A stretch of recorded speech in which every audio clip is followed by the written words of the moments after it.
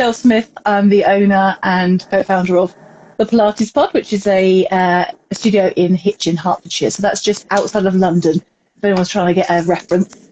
It's a very lovely, cobbly, old ancient town. And outside of the studio, my kind of main other passion is on Instagram. I'm known as Mind Movement Matters Michelle. So that's really about mental health and exercise. And I founded the campaign called Your Body Rocks, which is my sort of personal campaign that I started with that. So that's the kind of things you can find me on. Oh, hi, Lee. And you did psychology. I was reading through your blog, and you were saying that you went to school for psychology initially, or I studied psychology, English, and PE, and my plan was to be a teacher, a school teacher.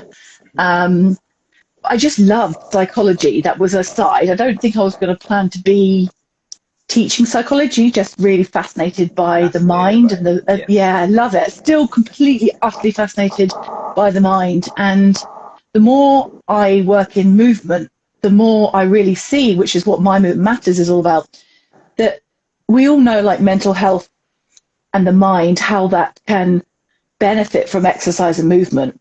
But I see more and more that actually it's the other way around as well, and how, you know, you cannot separate the two. They are so intrinsically linked, almost down to minute detail of pieces of apparatus you might choose for somebody depending on their mental health well-being that day. And depending on where they are in their own journey, kind of almost dictates what you should be doing with them and where you should be going with them. And I found that through being a teacher in my own journey as a teacher, with the multiple people we speak to with Your Body Rocks, it's exercise, movement is very much led by the mind. As we know with contrology, you know, it's the idea of your mind helping to focus on your movement, but it can very much affect your way of moving. So it's been a really interesting journey with the psychology. Okay, so say that again. So you're flipping it around. Instead of saying that your movement helps the mind, you're saying that you're realizing the ways in which the mind helps movement? Yeah, absolutely. So just thinking of a pure basic example, I was working with a client who I've been working for a long time, movement-wise, capable of moving, no problem. One day she came in and I could sense something was a little different about her energy-wise. And as she was doing certain movements on the barrel, she was really, really struggling with stuff that she should be able to do fine, has done fine before. Yes. She was really struggling. And I sort of took a pause and I just rested my hand on her and I said, "Are you okay?" And she just burst into tears. Oh. And automatically you go to your brain thinking, is she hurt? Is she okay? Physically, is she hurt? And we paused and she told me all about actually that she'd been running late that day. She'd had a really busy morning. She'd got a parking ticket. She'd got this. And once we drilled that a little bit further, it turned out the root cause was it was the anniversary of her husband's death. And that brought into the studio with her. And she wasn't physically able to bend her body over a barrel because you could see her heart didn't want to. Her heart wanted to protect it. Her mind was doing everything she could to protect herself. She didn't want to open that up and bend it backwards. So the actual physical act of bending and extending the spine backwards she couldn't do because of this. We then had a little chat, and then afterwards I thought, there's no point on putting her on the reformer. She doesn't need to be closed down with shoulder blocks and foot bar and constrained. She needs the Cadillac or the tower, something that's a bit more open.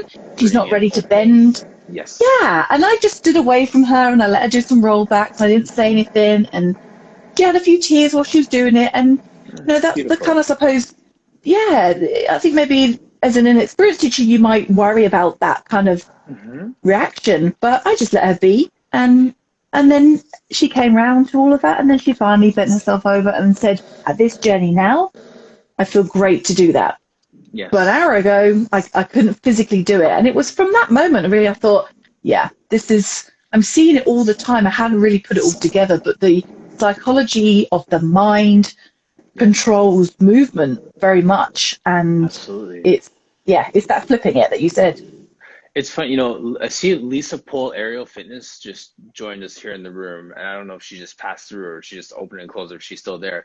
But she does like pole fitness, and she teaches women, teaches teachers, and that whole world is really fascinating to me because you see a lot of that mind-body connection and self-awareness and confidence and stuff comes. And as much as it is a very challenging, pole fitness is very challenging, there's a challenge of your mindset and where you are. So it's just fascinating that even within our Pilates world, you catch those moments where people are battling with where they are in space, where they're in their mindset, where they are in this world and how the world views them and their confidence and all these different things that, you know, when you take a teacher training course and they're teaching you how to do a roll up or how to do a teaser, they may glaze over it, but they never get as deep as to be perceptive of it, like what you're saying right now, to recognize Yeah. that it may not be, Yeah. well, I mean, maybe, yeah, like what if you think sometimes it's like, well, maybe let's just adjust her heel and then she'll be able to roll back more. Like, you know, it's like,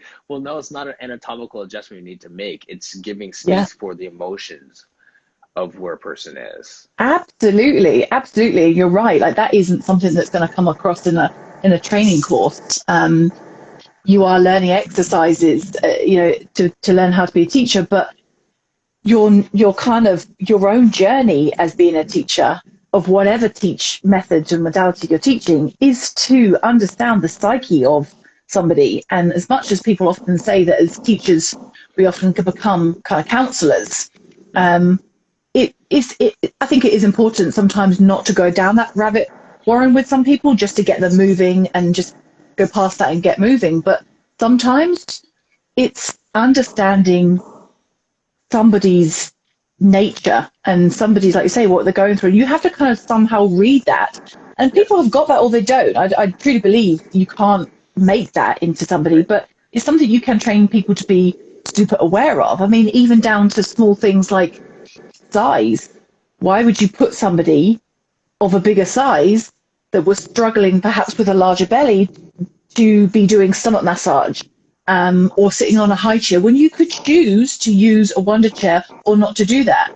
And having those conversations with people through your body rocks, people have really appreciated that sensitivity to mindset of movement. There is me thinking, I'm not sure I'm going to fit into that high chair. If you can already rethink that before that's even happened, you're Yes. stopping putting a client into a position where they might feel uncomfortable Uncomfortable. emotionally and mentally and Right. physically then can't move because of it. So there Yeah. is so much about mind and movement that is very much Yeah. definitely linked together. Well, yeah, and just staying with that first client that you were talking about, just that moment of her rolling back and realizing it. I think about the being able to perceive, how do we as teachers say, okay, let's just do this instead, or say to them, what do you feel you need today? Like that moment of actually bringing them into the conversation of where we go next, as opposed to having that perception that, you know, let's keep you away from the reformer today and we'll just do this. Yeah. Is that a collaborative piece there, or is that you just understanding what they need and just trying some things out to see what will get them where they need to go that day? It depends on how long they've been coming, I think, because it depends on how long you work with them. But I find often, you were talking to Amit about like the semi-private training. We do a lot of semi-private work, and in that, often when people come in, you say to them, "What do you need today?" And therefore, you know where you're going to go. But often when you say to people, "What do you need today?" they all say, "I'm fine. I'm I fine. don't I know. don't know. Yeah. I'm Yeah. I'm, I'm fine." And you just think, okay. So people often don't know what they don't know. They don't know That's what what I they was don't getting to. need. Yes. So I think you do need to recognize it yourself. And I mean, my kind of background and study, but really through just working with people for years has kind of helped me to develop this. When I am lying on a reformer and I am not feeling it, it's not happening, the exercises aren't really working, I'm fighting a reformer, that kind of stuff. I need to get off the reformer. It's not going to happen today. I need to get off it. And I genuinely believe it's that fact that you've got your shoulder blocks and you've got your foot bar and you are constrained. And of course, the beauty of that is that you're trying to learn how to make space against something that's pressing you down, gravity and the reformer. But if you're brain and your mindset that day needs space. It doesn't want to be pushed down. It doesn't want resistance. It can't cope with it. So you need mentally more space. Put yourself straight on a tower where you've got no constraints around you, and your teacher backs off and gives you some space to just figure it out and isn't micro picking what you're doing, and you're just happily doing it. Your body will soften and it will move because your brain allows you to. Yes. And I mean, I literally heard the most amazing fact the other day about stretching. And this guy on a course I was on said they now have realized that there is no physical benefit to the muscle in stretching. Okay. It is only a perceived ability that it has changed. It's only through strength resistance work that changes the muscle, that as a result changes the opposing muscle. As we know, Pilates, strengthens something here and it helps to stretch something out over here.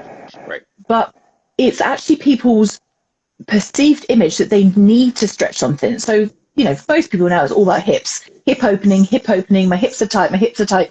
It's not usually the hips are tight, it's they're weak. And but people in the brain perceive that they need to stretch it. I must stretch.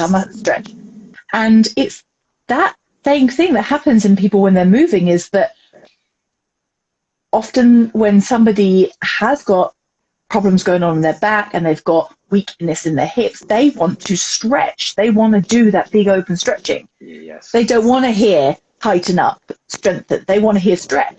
But if you just say on the reformer, footwork, press out and stretch, you might be getting them to do whatever it is that you want them to do, but the psychology of it is trying to get them to give them what they think their mind wants. I want to stretch my hip, my hip. Right. You want them to strengthen their glutes, but yes, it's getting them to move. And the minute you say, we're going to strengthen the glutes or something by doing this, their brain is thinking, no, I don't need to stretch. I don't need to strengthen. I need to lengthen. Yeah, I want to do this. And also, I don't want to do that. I've had a client who believes that she has back pain because of strengthening her glutes. She now knows that was wrong in her head. But for years and years and years, we never spent any exercise talking about glutes. There was no mention of strengthening her glutes in any exercise she did. Yes. There was nothing. It was all about stretch, lengthen, open, these kind of words. Yes. And she happily went along with it until she realized later, oh, I've been strengthening my glutes the whole time. And hence my back pain's getting better. But yeah, her brain was just like, no, can't do that. Cannot move. Interesting. Yeah, that's just it, right? Like, I think that just speaks to the fact that us as teachers, coaches, trainers, however you want to call ourselves, are always educating our people. And in situations like you, where you have semi-privates, educating them towards independence so that they can take ownership of their own workouts and then find those things in their own body once they understand at a base level what they're trying to achieve. And actually, and do you know what's very interesting? Lockdown has really helped with that. We had a fleeting moment of going back to the studio, and then we were closed down again. And in that fleeting moment, when people came back to the studio, and I asked that question again, what do you feel like you need? Thinking they'd all say the same thing, round shoulders, tight hips. The answers were very different. They said, I've now realized from doing mat only, pure mat, nothing to help me, I've now realized where the problems are, where my little glitches are. And now this is what I want to work on. And you're like, fabulous. So it really gave them a gift of knowing the pure sense of themselves. What's my thing? What's my bag? And I don't necessarily mean physical. It might be that someone's bag was, I really don't want to be on that. And that's fine for now. It's the idea of helping them to move around and be diverse. But if somebody is very anti something, they're not going to do it. Even to the point of mat, we found that people never ever wanted to do mat in the studio because they had all these toys. Why would they want to do mat? It's boring stuff. Until mat was forced upon them in lockdown, and now they're like, oh, the mat actually is really good. Right. It's really good. And once again, I think that's another thing where it comes from educating from the teacher's perspective, right? Because it's the same as a gym. You go to you sign up for a big box gym, and they're look at all these treadmills, look at this Cybex 5,000 cable multi-joint movement machine. You're like, well, here's a band, here's a TRX, and there's the floor. Go. That doesn't sell as much as the sexy equipment. So how do we educate people that their body is the machine and everything else is just helping them to move their machine? Yeah. I mean, ultimately, again, it does come down a little bit to a type of person, because there are people that just want something to do it for them. Hence, the name of thing, like a machine. It's a reform machine, but it's not, is it? It's a piece of apparatus. It's not a machine that does it for you. You and it have to become good buddies and work together with apparatus. Right. If you're not of that mindset, forget semi-private. Forget, doing that. Just have a lovely workout and use the machine or use the whatever to just work your muscles and take from it what you think you've got from that. That's fine. But to get the deeper stuff that you were talking about, somebody has to accept that we're not perfect. And someone has to accept that the workout I do today is going to be sometimes, I've written on blogs before, sometimes it's going to be good, sometimes it's going to be bad, and sometimes it's going to be ugly. Yep. And that's okay. And, absolutely. It's like you said right at the beginning, it's going back to the basics. I have literally spent a whole year doing one-to-ones on the basics. Only basic mat. That's what I've been doing. Basic mat and developing 1,000 million roll like a balls and everything to see where the glitches are. And now I know where they are. When I go to the apparatus, I can discover that. But I had to spend a lot of time battling with my brain thinking, I'm pretty rubbish at this. I'm feeling a bit rubbish today. Mm-hmm. This doesn't look like one I've seen on a video. I want into this class online and they were all beautiful looking and I felt like the ugly duckling, all of that. Yes. And you just have to kind of go, yeah. But it's hard. That's hard. Those woe is me moments, just like, just run along. That's really hard. The brain obviously is hardwired to protect you. That's what they're there for, right? So the brain will always try to protect you, and in that, it might try to protect you to think that, don't go do that because they're all perfect and wonderful, and you don't fit into that. That's your brain trying to protect you from a bad attack. But you have to try to find your own voice in that. I mean, it is tough, and the world is brutal. And I know with your body rocks and the people we spoke to with that, our industry is brutal. I've experienced it. It's not nice to be told not great things. So you can see how people do get left with a lot of baggage about their body and their movement. It's hard to find a way. So I'd love to hear, I mean, unless you don't want to unpack it again for you, but how is that, how have you been impacted by that?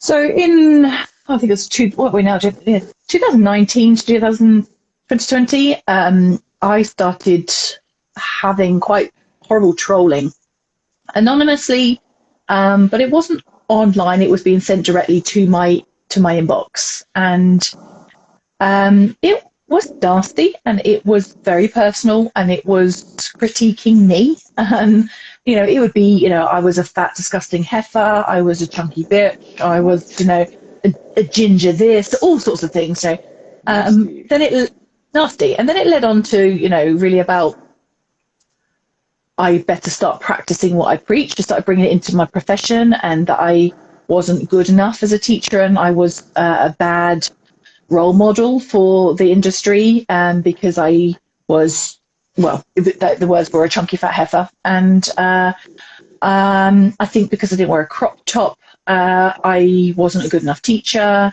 and I really should be starting to practice what I preach. I did loads of little things. It was more like bunny ears. Practice what I preach if I wanted to compete against other people. And that's what really annoyed me at that point, because it was like, you know what? I really do practice what I preach. I'm doing basic mat here. I do practice what I preach. And for somebody to say, based on judgment of your physical look and appearance, that people don't like me. They don't like the way I look. And B, that means that I'm not a good teacher because what? I don't really know what. Because I got ginger hair, or because I'm not a size 4, or because I didn't wear a crop top. I didn't really understand it. It made no sense to me at all. Right. But that was quite horrible, and it led on to some reviews being posted online to our business, And then it brought in my company and my business and was being really horrible about us as a company, me as one of the leaders there and stuff. And it was just not good. Police were involved, and it led Wow. me to write Your Body Rocks it led me to launch Your Body Rocks. It led me to write an article called Am I Worth the Wait, which Pilates Glossy picked up on. And it led to so many conversations with people around the world about not just weight, but all sorts. There were 60-year-old men who were yoga teachers saying that they had had body shaming because they didn't fit and conform to what Didn't people conform. thought was the right look. Yes. And, it's humongous amounts of different people. There was people that were getting body shaming because their nose didn't fit, because their skin color didn't, because some people were too pale and some people were too tanned, and because some people had this size clothing, this age, and it was just like, are you actually kidding me? And Yes. nasty things happening to people as teachers, and people questioning whether they should be a teacher because of the way they looked, sounded, shaped, all sorts of things. And I was just like, this is just like the fitness industry has become like a model industry. And this is no longer about what our bodies can do and what our bodies, wonderful things they've been through and what they can do. This is about whether you fit the bill, whether you look the part, Right. whether you, all the stuff you said at the beginning, whether you have been a guest presenter at PMA, or if you've got 10,000 million followers, or if you're, featured on the cover of this. This is no longer about whether you help somebody, whether you Right. teach them something, whether that person Yes. benefits from it. It's not about that. It was about your physical look. And I just thought, this is not on. So Your Right. Body Rocks was born out of that as a movement Wow. Beautiful. to help people. And I remember seeing that. We mentioned it on Friday too. Even when I was in the personal training world, where you would see that, and this is slightly different but similar, where people would, as a personal trainer, they would get all these accolades for being a great salesperson. The person who was the slickest talker, who sold $15,000 of personal training, was personal trainer of the month because they sold the most, not because they were technically a good trainer or because they're getting testimonials of people whose lives have been changed by their work, but because they're really good at selling stuff. So we, even from back then, people were challenging the mindset that a good personal trainer was the person who sold the most. And then we start to see how a good Pilates instructor is the person who is on the cover of a magazine, or the person who wears a size 2, or the person who is sponsored by a certain brand. And these things become all the lies that we believe. And the question I start asking is, who is dictating that? Who is it out there that's actually saying that this is the standard? And why Well, do we this is the listen to interesting that thing, person? isn't it? Yes. Well, the interesting thing is all of the answer to that is it's marketing. But I still find it really, really hard to believe that a very archaic view of fitness marketing is still the same front cover, whether it's a boy or girl. They have got most of their torso out, and they're a certain age, certain shape, certain size, everything is the same, and it's just a different person. And it's like, it's so dull. I've Yes. given up reading all the fitness magazines because it's so dull. I've given up reading glossy magazines. I now read, my favorite magazines are Breathe and Simply, and things that are all about good articles, interesting articles, Yes. because the rest of it is just, swipe it on. It's just somebody that's been beautifully Beautified. screenshotted and Yes. beautified. I mean, my Yeah. husband is actually a designer, and he just looks at them and he's like, yeah, legs been made longer. That's Mm. been done here. And you're like, I don't believe any of it. It's all trickery and fakery. This is all nonsense. So I think Absolutely. it's been led by the marketing people, because that obviously still sells It still because sells. Right. somebody wants to be that person. You're selling an image, selling a dream. Yeah. The and it was my wife that brought it to my attention with even like travel vacation type commercials. And I think that this is part of it, is that we feel like I don't see it sometimes. I'm guilty of not realizing that this is a lie that's being sold to us. And this is an example that my wife gave me. If you ever watch a commercial for like those travel, like vacation things, and you see a picture of a mom and her husband and the kids running on the beach, and the kids may be like 5 and 7, but the woman is like super tight, wearing a bikini with a six pack. It's like, you just had three kids running around in this, you know what I mean? Like, and then, so then every mom is thinking like, I would never wear that bikini, let alone ever, you know, like that sort of thing. And she brought that to my attention. I was like, that's true. I never even thought about that, but that's the image that we're selling, that if I'm going to a beach, I need to look like this. Even though it wasn't a bikini commercial, it wasn't a fitness commercial, the everyday mom with her kids is wearing a little skinny two-piece on the beach while she's running around with her kids. Yeah. And it's not just the size, because there's plenty of mums who might look like that. I've got a personal trainer who 3 months later looks like that girl. She looks incredible. And that's bravo. Like, yes. All hail to you. Exactly. It's taken me 4 years later that still has nowhere looking like that after my Ruby. But it's really about, like fake selling. That's why I'm not a big believer of transformation stuff on people's accounts. Yes. If you look at the Pilates Pod account, for example, our Instagram stuff is actual real pictures of our real people and our real clients. Now, maybe that doesn't sell as much as a really glossy, high shot looking thing. But I can say, hand on heart, they are my real studio, my real clients. And I'm trying to show you this amazing thing that this woman has done, because she suddenly doesn't lock her knees after years and years and years of us trying to figure out her hypermobility. Yes. But does that look as pretty as somebody else's mega back bend? Probably not on a visual picture. But do I really care, because that woman has really helped herself? I don't care. But believe me, I have cared. Believe me, I have been on plenty of times when I've cried my eyes out thinking, why would somebody be so nasty to me on my trolling thing? Yes. Why? I mean, why? This is my mug. Humankind, be both. Yes. It's just, it becomes more and more and more, blows my mind. I mean, I am not somebody who's usually lost words, but it does make me feel like that. Yes. Why are we still churning out on our own social media channels fakery pictures, shots that aren't our real pictures, that aren't our real clients? You know, like March Madness, I have to say, having talked to Benjamin, he put a post up one day that was saying it's not a competition, because March Madness was created obviously for a celebration of the mat and a celebrating with a movement. But now it's not. Now it's not about the people actually doing the work. It's about the people doing the best picture to put on their social media. And it's like, what is this about? Is this about you actually hitting your mat every day?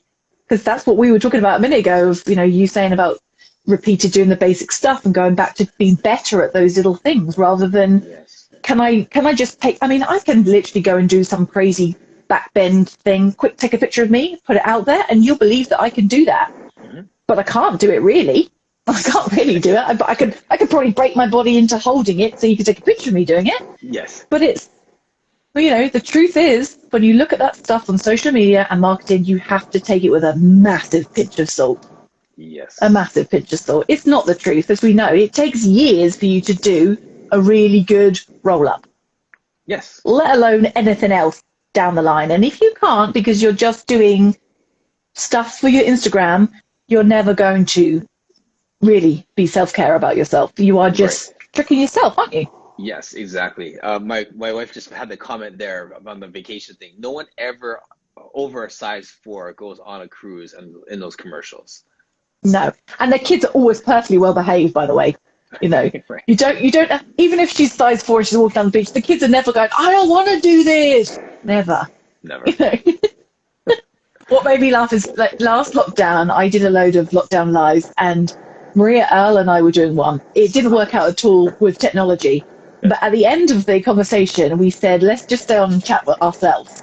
And we were talking to ourselves and just having a nice sort of debrief, and up from the back of her shoulder this little face appeared, and I was like, oh, who's that? And she was like, oh, now we're not live, I can show you. And she sort of went like this, and like her kid was behind her, and I was like, oh good, now I can show you. And I pulled up my child from over here, and both of us were trying to be like professional and having these conversations, talking Pilates, and both of us were like being pulled and yanked on by our kids. And it was like, that's the hat, that's the business owner having many hats, because I'm trying to be business owner hat now and my presenting hat, but actually my child is pulling my clothes off and I'm feeding them sweets under the table and stuff like this. That's the real truth about it.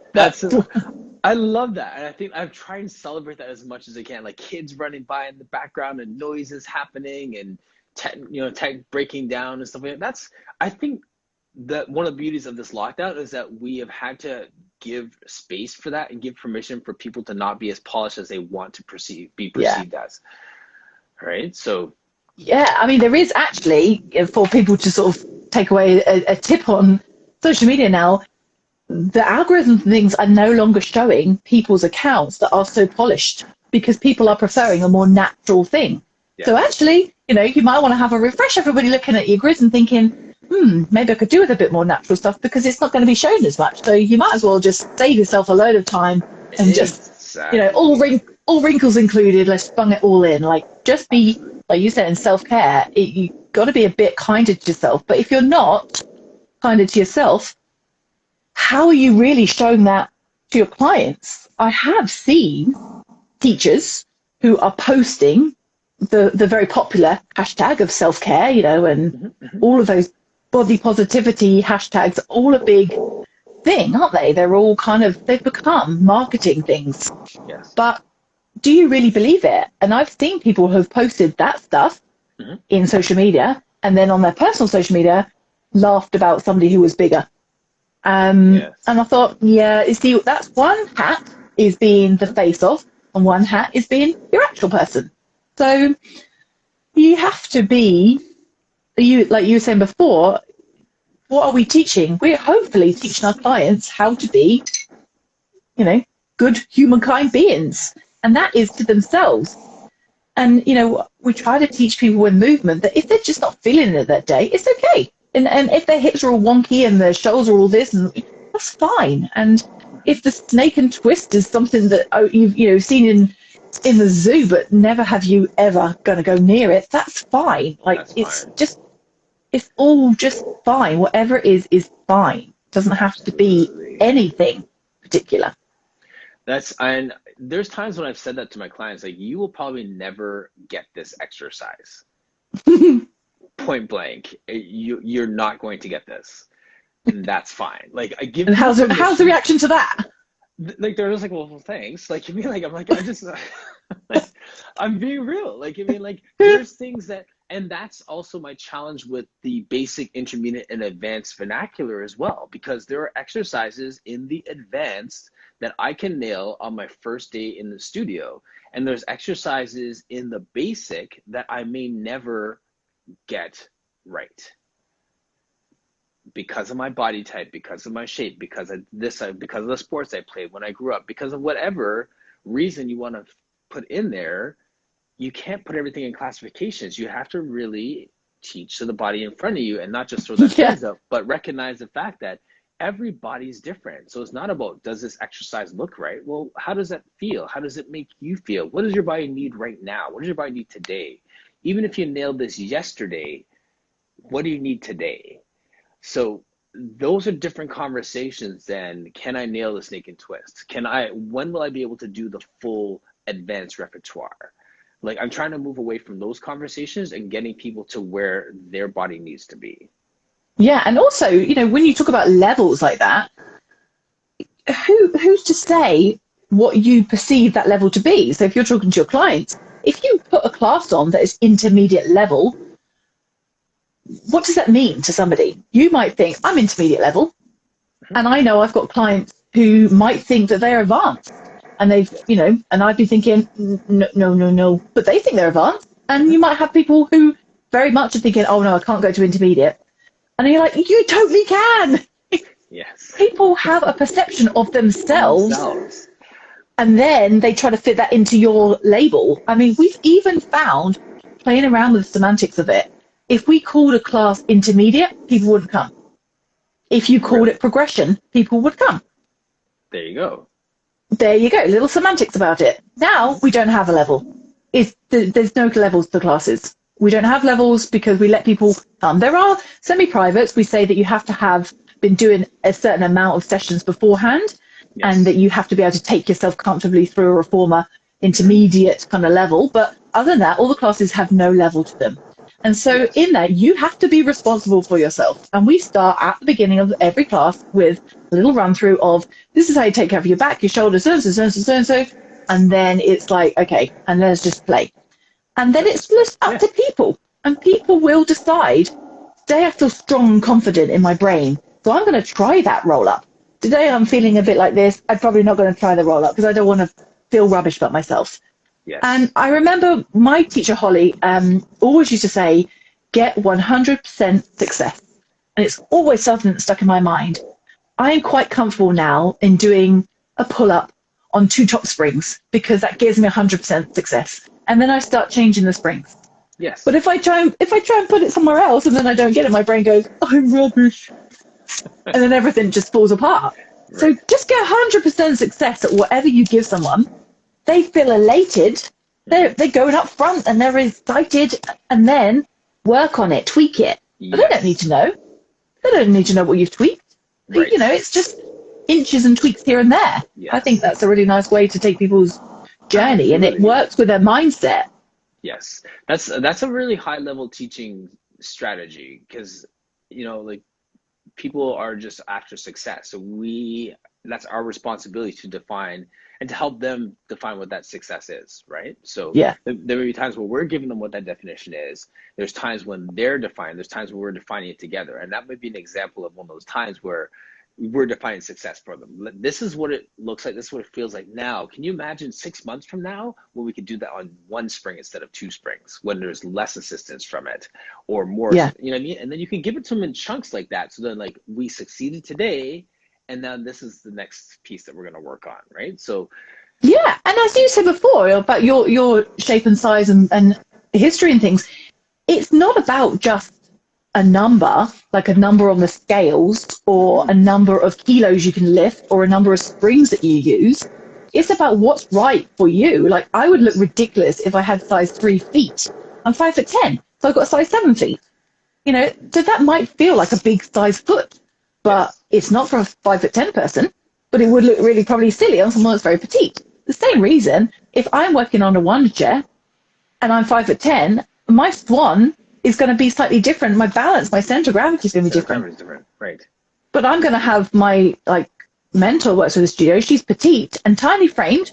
She would fly off if she put the same springs on as me.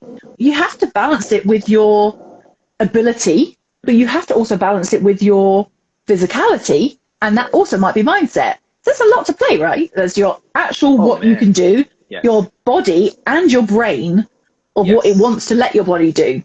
Right. So, you know, just play. Just play. Just play. And the thing we didn't even mention too is that Pilates is an ends to some other thing. Like Pilates isn't the end in and of itself. It is to help to give us ease and movement in our everyday lives. It's to help us with our sport, whether our sport is chasing a grandchild or is playing being a professional athlete, whatever it is that we do in everyday lives, it is to give ease of movement to those things. And I think that even in the midst of everything we said there, which is amazing, sometimes we get our clients caught up in being able to perform in the studio instead of recognizing that this is preparation for the performance in everyday life. Yeah, 100%. Like, who cares if you can do a jackknife, right? When are you ever going to do that at home unless you're really trying to show off to your friends on a Saturday night? But when are you going to do that? But what does footwork on the reformer represent to your hips in terms of me sitting in this chair right now? It means I can get up out of it. Great. Yes. Do I need that? Yes. I mean, I started Pilates because I had a car accident. And in my car accident, my back was screwed and my neck was screwed. And I was left with 6 weeks of physio. And after that, here's your TENS machine for pain and here's your drugs. That's your lot, basically. And good luck. Yeah, exactly. Yes. And nothing. And, you know, this was 20 odd years ago. So there was no really knowledge about Pilates in the UK.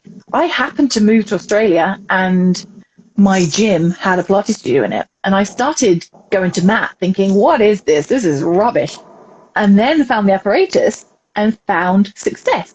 The rubbish wasn't that it was rubbish. That was my brain saying this is rubbish because I couldn't do it. Yes. When I went on the apparatus and I got success out of it, my brain liked it. Then I tempted to go back to the mat later. But through that, I became fixed. And it was this whole idea of, using the apparatus to kind of help your body move, and Mm. that's what transformed me from going from having a car accident where I couldn't literally put my own underwear on. Now doing Pilates meant I could put my own knickers on. That's major. That is pretty major when you don't have the When arsehole you to put don't your own have, pants on. right? That's major. So I don't care whether I could do a jackknife. I just want to put my own pants on. So Yes. yeah, I mean, that's what you say about translating it to your normal everyday life. No, but that doesn't sell. You can't put that on the front cover of I know. the You could magazine. try. Do you want to? I'm going to do that. Yeah. Do you want to put your knickers on? Come to Pilates. There you But go. that's the truth. That is the bare truth, isn't it? That is the bare truth. No pun intended. So And that's good. that's so that's an awesome place to end our conversation. We have blown through like the fastest hour ever.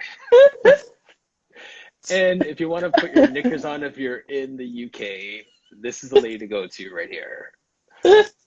Oh, I've lost. There you go. I've lost my technology. It's all fallen out now. It's all gone to pot.